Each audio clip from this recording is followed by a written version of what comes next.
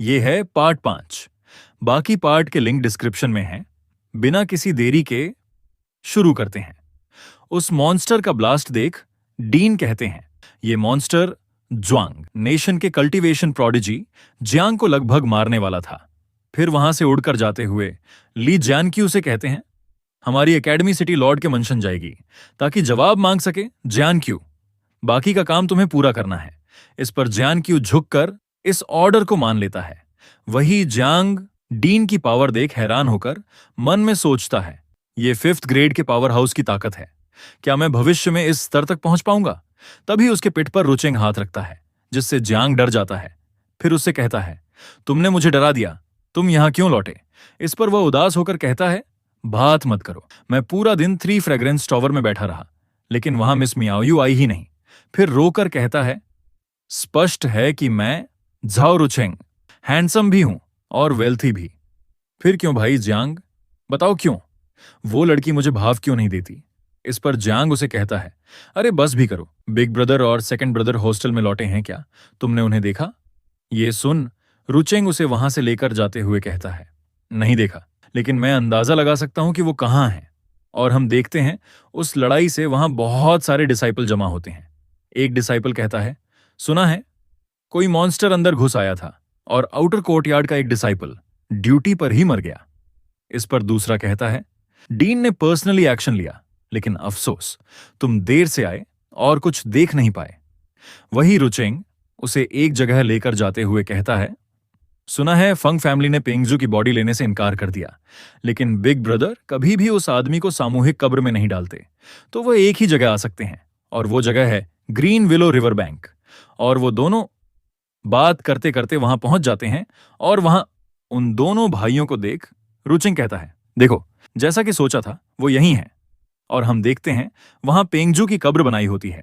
उन दोनों को वहां आया देख बड़ा भाई पीछे मुड़कर उन दोनों के नाम लेता है, और हम देखते हैं उसकी आंखें रो रोकर लाल हो गई होती हैं। वही दूसरा भाई शराब पी रहा होता है। उन दोनों को देख रुचेंग कहता है, दुनिया में बस एक ही चीज कभी नहीं बदलती, और वो है कि सब कुछ बदलता है।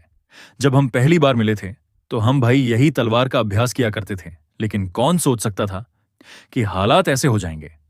इसके बाद बड़ा भाई और जियांग कब्र के सामने खड़े होते हैं। बड़ा भाई लिंग ही जियांग से कहता है, पेंगजू ने मेरी मदद की जब मैं संकट में था, इसलिए मैं उसे जंगल में मृत नहीं छोड़ सकता। जियांग वांग, क्या तुम अपने बड़े भाई को दोष दोगे? इस पर जियांग कहता है, बिल्कुल नहीं, हम अब बच्चे नहीं रहे। तुम्हारी उसके लिए भावनाएं गहरी रहेंगी और मुझे उससे कोई प्रॉब्लम नहीं है, लेकिन मेरी उससे रिश्ता तोड़ने की सोच बनी रहेगी। इस पर लिंग ही कहता है, यही सच है। फिर रुचेंग को देख आगे कहता है, जैसा रुचेंग ने कहा, फ्यूचर में बहुत बदलाव आएंगे और बदलाव हमेशा डराते हैं। वही रुचेंग दूसरे भाई के पास जाकर उसे देख हंसते हुए कहता है, अरे जरा मुझे देखने दो, देखने दो। फिर जोर से हंसते हुए कहता है, ओ दू ये हूं, तुम तो बच्चे की तरह रो रहे हो।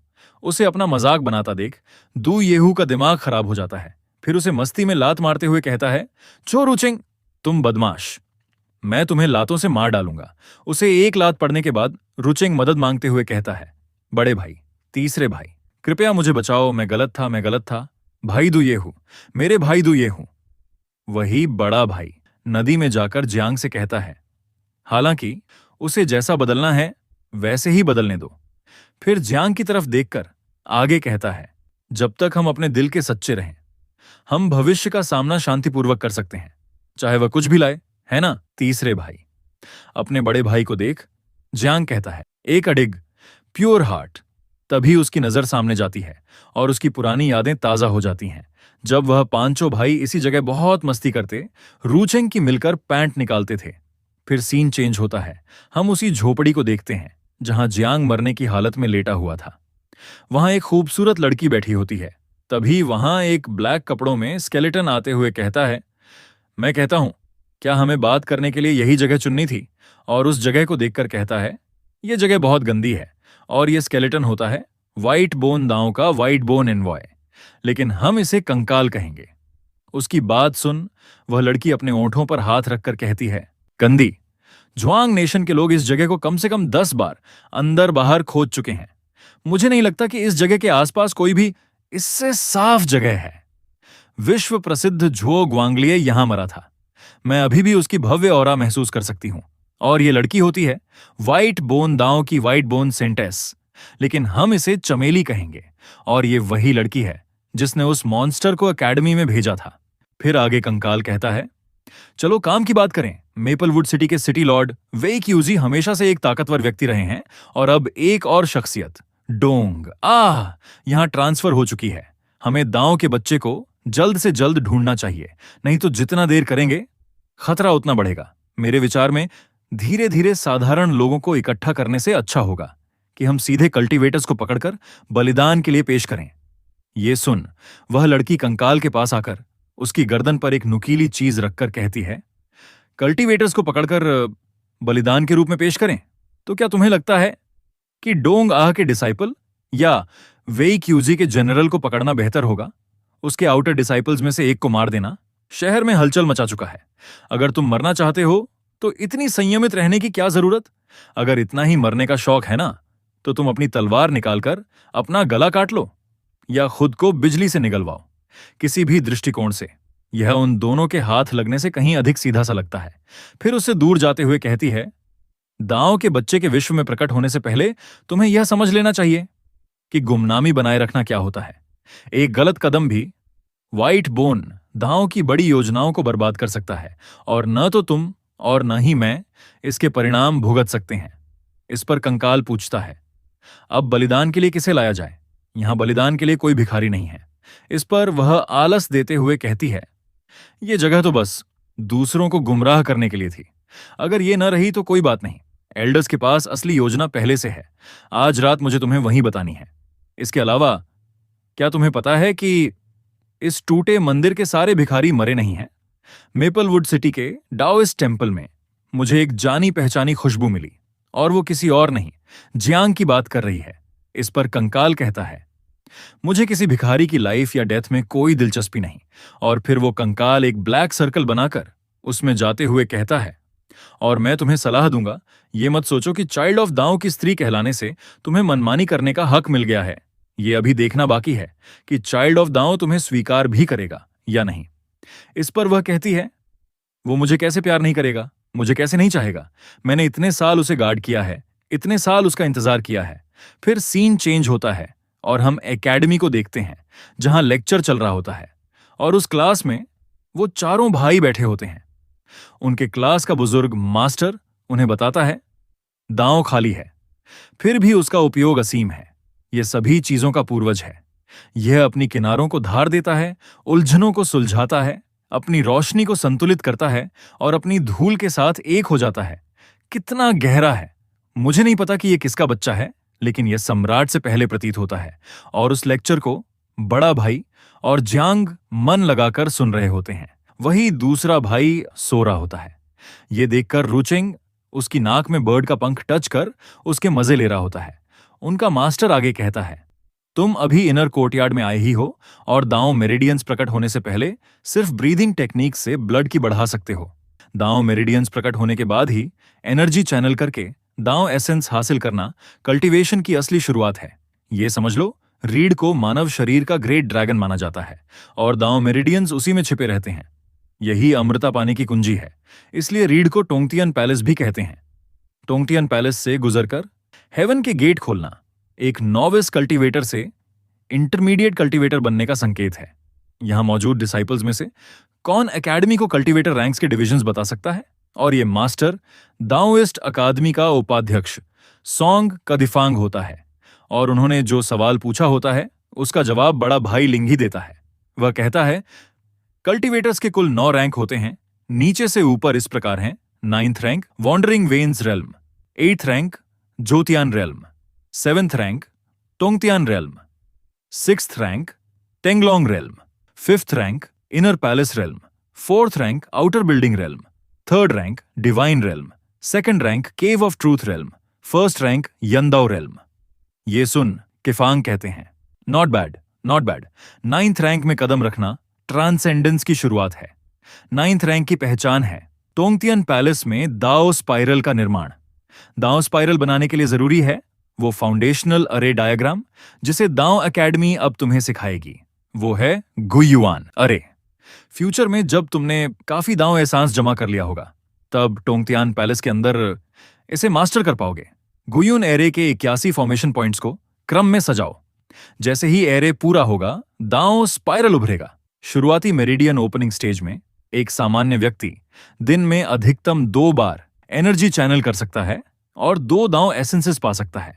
और तभी बुजुर्ग मास्टर अपनी ताकत से उन दोनों मस्ती कर रहे भाइयों को जोरदार धुएं के मुक्के मारते हैं और आगे लेक्चर कंटिन्यू करते हुए कहते हैं, मतलब अगर रोज मेहनत की जाए तो कम से कम 41 दिन लगेंगे गुयुन अरे की नींव डालने में। अगर कोई आगे बढ़कर 8वां रैंक जोतियान रियल्म तक पहुंचना चाहता है तो उसे टोंगतियान पैलेस के भीतर 3 दांव स्पाइरल से एक माइनर जोतियान साइकिल बनाना होगा। ऐसे ही 3 माइनर जूटियन से एक मेजर जूटियन साइकिल बनाओ। इस स्टेज पर तुम्हारे दांव मेरिडियन का ग्रेट ड्रैगन जाग जाएगा और तुम्हें गेट ऑफ हेवन दिखेगा। यही 7th रैंक टोंगतियान रियल्म है। और हमें बताया जाता है कि सबसे नीचे की rank 9th rank wandering veins realm में जाने के लिए एक दांव स्पाइरल चाहिए, और इसके ऊपर यानी 8th रैंक जोतियान रियल्म में जाने के लिए 3 दांव स्पाइरल्स चाहिए। इसी तरह 7th रैंक टोंगतियान रियल्म के लिए 9 दांव स्पाइरल्स चाहिए।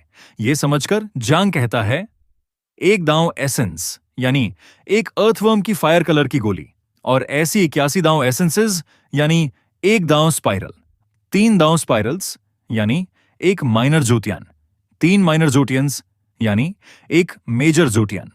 यह समझकर वह कैलकुलेशन करते हुए कहता है, 3 गुना 1 3, 3 गुना 3 9। दिन में सिर्फ 2 दांव एसेंसेस मिले तो 7th रैंक तक पहुंचने में तभी ये सुन बड़ा भाई। वह कैलकुलेशन पूरी कर कहता है 365 दिन, लेकिन असल में इतना सिंपल नहीं है। ये टैलेंट और नसीब पर भी निर्भर करता है, और एक बार दांव स्पाइरल बनने पर वह खुद दांव एसेंस पैदा कर सकता है, तो प्रोसेस तेज होगा। ये सुन जांग कहता है, समझ गया, थैंक यू बिग ब्रदर। और मन में सोचता है, मास्टर दोंग ने 60 साल की उम्र से पहले 5th रैंक हासिल कर लिया था और ज्वांग नेशन में जीनियस माने जाते थे। तो सोचो, जो ग्वांगलिए और लीये कितने भयानक टैलेंट वाले रहे होंगे। क्या मैं जांग वांग अपनी लाइफ में उन्हें पार कर पाऊंगा? तभी उनका मास्टर कहता है, लेसन खत्म करने से पहले होमवर्क दूंगा, वापस जाकर दांव टेक्निक्स का बेसिक नॉलेज रिवाइज करो। ये सुन जांग बुक में देख कहता है, यस, दांव टेक्निक्स 3 टीयर्स में बटी हैं, ए, बी और सी। हर टीयर के अंदर अपर, मिडिल और लोअर रैंक है। ये सुन रुचिंग मुंह टेढ़ा कर कहता है, 3rd ब्रदर, गरीबी ने तुम्हारी अंडरस्टैंडिंग सीमित कर दी है। ए टीयर से ऊपर भी सुपीरियर रैंक्स और डिवाइन टेक्निक्स मौजूद हैं। ये सुन जांग उसे कहता है, तुम सच में मार खाने लायक हो। तभी उनका मास्टर गंभीर होकर कहता है, सुपीरियर रैंक दाव टेक्निक, जो भी सुपीरियर रैंक दाव टेक्निक मास्टर कर लेगा वह अकेला एक छोटा देश तबाह कर सकता है। अगर हमारे ज्वांग कंट्री में कोई ऐसा बन जाए तो हम तुरंत ग्रेट पावर्स की सूची में आ जाएंगे। और डिवाइन टेक्निक्स का नाम सुन सारे डिसाइपल्स एकदम मन लगाकर सुन रहे होते हैं। फिर मास्टर आगे कहते हैं, वो तो हमारे जैसे मॉर्टल्स की समझ से भी बाहर हैं। मैं उम्मीद करता हूं कि तुम समय समय पर एक दूसरे को प्रोत्साहित करोगे और एक दिन तुम डिवाइन आर्ट्स में पारंगत होकर अंतिम ज्ञान प्राप्त करोगे और हमारे ज्वांग नेशन की महिमा बढ़ाओगे। Class dismissed. ये क्लास खत्म होने पर जियांग अपने भाइयों के साथ जा रहा होता है। तभी उसे कोई कहता है, ब्रदर जियांग रुको, मैं तुम्हारा लंबे समय से इंतजार कर रहा था। ये सुन जियांग पूछता है, क्या बात है? इस पर वह लड़का कहता है, मैं मेपलवुड सिटी की 3 बड़ी फैमिलीज में से एक फांग फैमिली का पेट्रियार्क का बेटा फांग हेलिंग हूं। मैं खास तौर पर तुम्हें फांग पेंगजू की बुरी महत्वाकांक्षाओं के लिए माफी मांगने आया हूं। वैसे फांग पेंगजू को फैमिली ट्री से निकाल दिया गया है। हमारी फैंग फैमिली ऐसे बेईमान और अधर्मी लोगों को नहीं रखती। और यह होता है फांग पेंगजू का भाई, साथ ही इनर कोर्ट का 1st ईयर का स्टूडेंट फांग हेलिंग। इस पर जियांग बिना उसे भाव दिए वहां से जाते हुए कहता है, सब बीत चुका है, अब जरूरत नहीं। इस पर वह फिर से उसके सामने आकर रास्ता रोकते हुए कहता है, रुको रुको ब्रदर जांग, इतनी जल्दी क्यों जा रहे हो? मैंने अभी बात खत्म नहीं की। इस पर जांग कहता है, क्या चाहते हो? इस पर वह बताने लगता है, मैं कहना चाहता हूं कि बस कल ही मैंने मेरिडियन ओपनिंग पिल ली थी, जो मेरे पिता ने बहुत महंगे दामों पर खरीदी थी, जिससे मेरी दांव मेरिडियंस प्रकट हो चुकी हैं। जिनकी दांव मेरिडियंस प्रकट हुई हैं, उनमें से सिर्फ तुम और मैं ही स्टैंड आउट करते हैं। इस बैच के इनर कोर्टयार्ड स्टूडेंट्स में हमें एक दूसरे के करीब आना चाहिए। इस पर जियांग वहां से जाते हुए कहता है, माफ करना, नॉट इंटरेस्टेड। जियांग के इस बर्ताव से हेलिंग गुस्से से कहता है, बहुत अच्छा किया जियांग वांग। और इसी तरह रात हो जाती है। हम देखते हैं सारे भाई हॉस्टल के रूम में बैठकर कल्टीवेट कर रहे होते हैं। अपने दोनों भाइयों को मेहनत करते देखकर जियांग मन में कहता है, मेरे बड़े और दूसरे भाई दोनों ब्रीदिंग मेथड का अभ्यास कर रहे हैं और मैं भी कर रहा हूं। मुझे पीछे नहीं रहना चाहिए, नहीं तो मैं जल्द ही उनके पीछे पड़ जाऊंगा। लेकिन आज 15 जुलाई ताइशु इल्यूजनरी रियल्म की चैलेंज की तय तारीख है। फिर अपने हाथ पर जो गोल्डन रिंग है उसे देखकर उसके अंदर जाते हुए कहता है, चलो अपॉइंटमेंट पर चलते हैं। और वह जैसे ही उस ब्लेस्ड लैंड में जाता है, उसके कपड़े चेंज हो जाते हैं और उसे आवाज आती है, डोंगजन रूइंस ब्लेस्ड लैंड के लॉर्ड का वेलकम है। और चैलेंज का काउंटडाउन शुरू होता है। 19, 18, 17 ऐसे कर टाइम कम होने लगता है। ये देखकर जियांग अपनी सोर्ड पर मुट्ठी कसकर मन में कहता है, किस तरह का ओपोनेंट होगा? इन 30 दिनों में मैंने पूरी तरह मेरिडियन ओपनिंग पिल अब्सॉर्ब कर ली है और अपनी मेरिडियंस में कई दांव एसेंस स्टोर कर ली हैं। भले ही मैं जीत ना सकूं, पर कम से कम 1-2 राउंड तो टिक पाऊंगा, है ना? और इसी सोच के साथ फाइट के लिए लास्ट 3 सेकंड बचते हैं। अगर यह स्टोरी आपको पसंद आई है तो कमेंट में इसे कंटिन्यू करो जरूर लिखना।